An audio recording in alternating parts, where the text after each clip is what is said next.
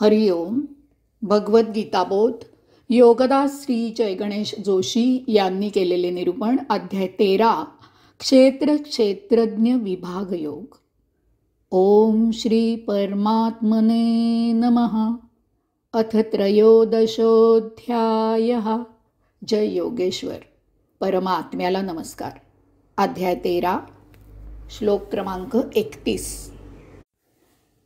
अनादित्वान् निर्गुणत्वात् परमात्मायमव्यय शरीरस्थोऽपि कौन्तेय न करोति न लिप्यते.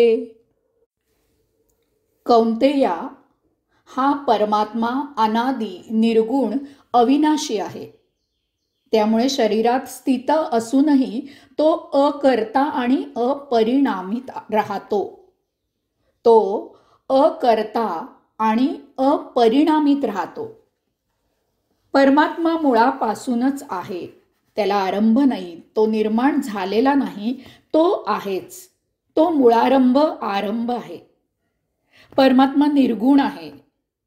गुण प्रकृतीत असतात, त्यामुळे प्रकृतीवर परिणाम होतो. प्रकृतीत गुण असल्यामुळे प्रकृतीवर कृतीचा परिणाम होतो.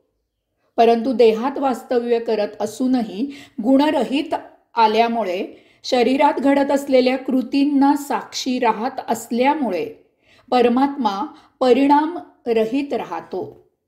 त्याच्यावर कृत्याचा परिणाम होत नाही. त्यामुळे तो अव्ययी राहतो.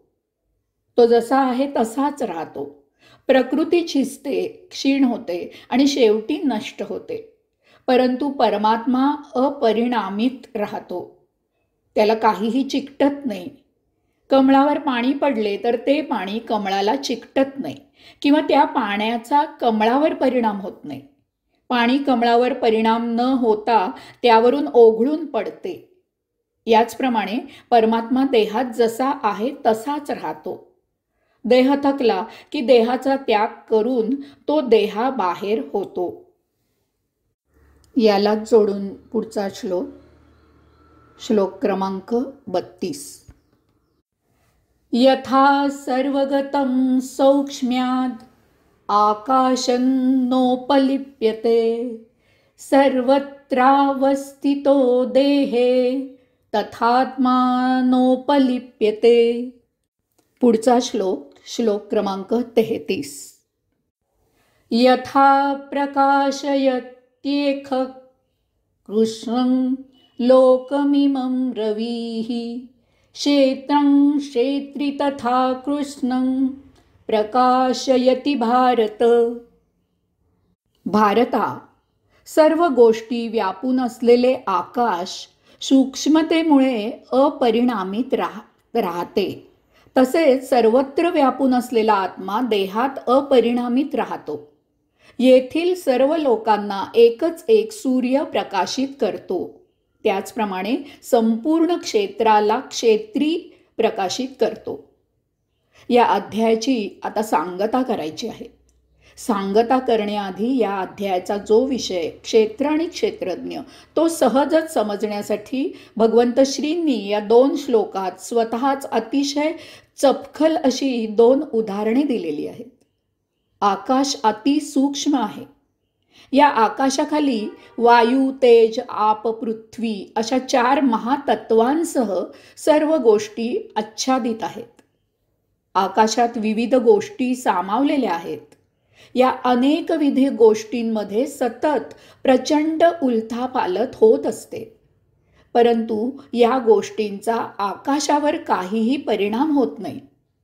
कितीही काही घडामोडी घडल्या तरी आकाश जसे आहे तसेच निर्लेप राहते. आकाशावर कुणीही रेघ ओढू शकत नाही. आकाशात काहीही बदल होत नाही. ते जसे आहे तसेच सदा सर्वदा असते.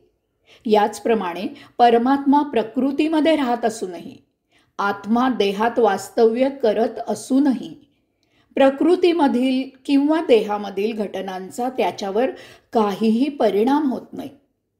क्षेत्रातील घटनांचा क्षेत्रज्ञावर परिणाम होत नाही. तो सर्वाला साक्षी राहून घडत असलेली लीला पाहतो, त्याचा आस्वाद घेतो त्याचा केवळ आनंद घेतो. भगवंत श्रींनी दुसरे उदाहरण सूर्याचे दिले आहे. सूर्य त्याच्या संपूर्ण ग्रहमंडळाला प्रकाशित करतो. ग्रहमंडळात प्रचंड घडामोडी होत असतात, परंतु त्याचा सूर्यावर यत्किंचितही परिणाम होत नाही. तो सर्वांना प्रकाश देण्याचे काम करतो. तो प्रकाश कुणी वापरायचा अथवा वापरू नये याचा सूर्यावर परिणाम होत नाही. सूर्यप्रकाशाचा कुणी सदुपयोग करो अथवा दुरुपयोग करो, सूर्यावर त्याचा परिणाम होत नाही. याचप्रमाणे परमात्मा संपूर्ण विश्वाला चेतना, ऊर्जा देत असतो. त्यामुळे विश्वात महाप्रचंड उलथापालथ होत असते, परंतु त्याचा परमात्म्यावर यत्किंचितही परिणाम होत नाही. आत्मा देहाला चेतना, ऊर्जा देत असतो. देहामध्ये अनेक कर्मे होत असतात, परंतु त्याचा आत्म्यावर काहीही परिणाम होत नाही. परमात्मा आत्मा सर्वाला साक्षी राहून घडत असलेली लीला पाहतो, त्याचा आस्वाद घेतो, त्याचा केवळ आनंद घेतो. आता या अध्यायातला शेवटचा श्लोक क्रमांक 34.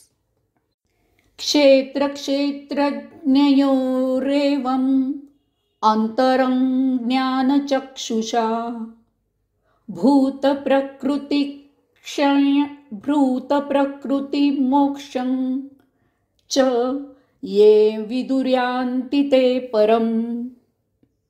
अशा प्रकारे क्षेत्र आणि क्षेत्रज्ञ यामधील भेद जो ज्ञाननेत्राने जाणतो, तसेच जो भौतिक प्रकृतीपासून मुक्तीचा मार्ग जाणतो, तो परमपदाला प्राप्त होतो.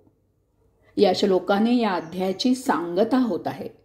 या अध्यायाच्या अभ्यासाने क्षेत्र आणि क्षेत्रज्ञ यांना ज्ञाननेत्रांनी जाणायचे आहे. याचा अर्थ नुसते मुखानी मी देह नसून आत्मा आहे, मी देह नसून आत्मा आहे, मी देह नसून आत्मा आहे असे घोकून उपयोग नाही. विदेही प्रत्यक्ष जगता आले पाहिजे. इतरांचा अनुभव ऐकून काहीही फायदा नाही. यासाठी स्वानुभव घ्यायचा आहे. आपण देह नसून आत्मा आहोत हे प्रत्यक्ष आचरणात आणायचे आहे. आपल्या नित्य दिनक्रमात हे आचरणात आले पाहिजे. नुसते राम राम राम असा जप करून काहीही उपयोग नाही. त्यासाठी आपले आचरण सुधारले पाहिजे. गीता नुसती पाठ असून उपयोग नाही. गीता तत्व आचरणात उतरले पाहिजे.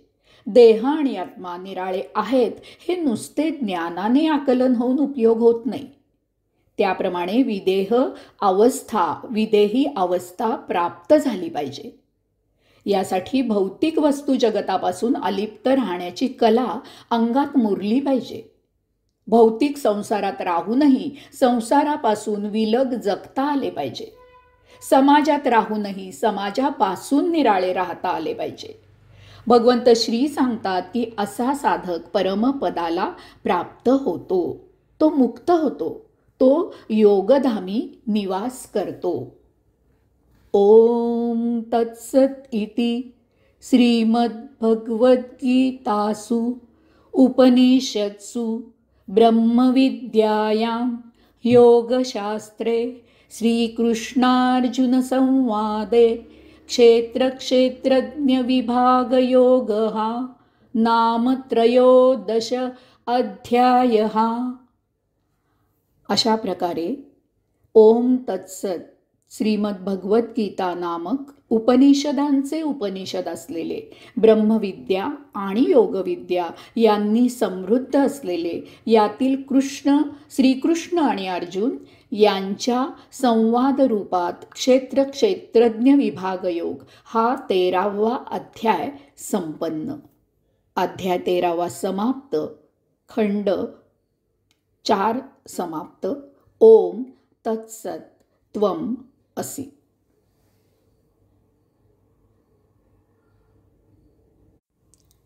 हरि ओम.